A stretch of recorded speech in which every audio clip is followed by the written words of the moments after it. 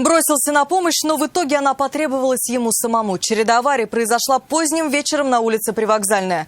Сначала водитель Nissan врезался в столб. Эту картину застал глухонемой прохожий, который поспешил на помощь водителю. Но, сделав всего несколько шагов, его сбил другой автомобиль. Когда на место приехали сотрудники госавтоинспекции, они заподозрили, что один из водителей может быть пьян. Айрат Назипов был на месте происшествия и узнал все подробности.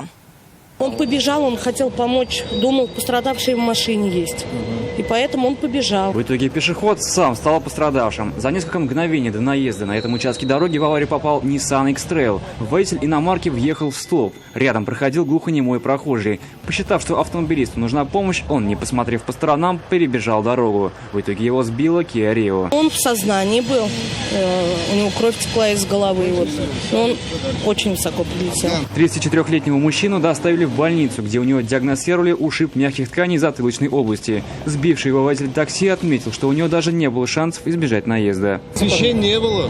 Ну его плохо видно, да, получается, было? Вообще не видно. Вообще не видно. Сам в последний момент, получается, увидел. Он даже не посмотрел, не повернулся. Просто выбежал и... 2-3 шага, вот.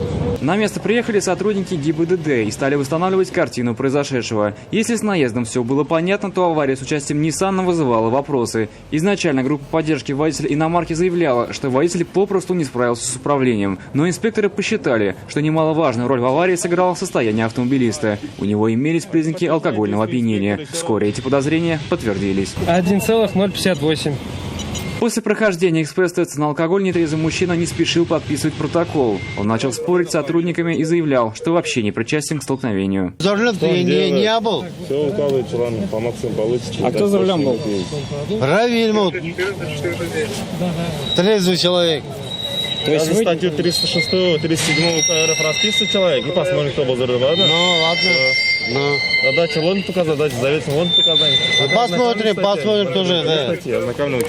Ну, сперва закажете, блин. Теперь свои аргументы он будет приводить уже в суде. За езду не в трезвом виде мужчине грозит как штраф в размере 30 тысяч рублей, так и лишение водительских прав. Восстанавливать же автомобиль ему, вероятно, придется своими силами.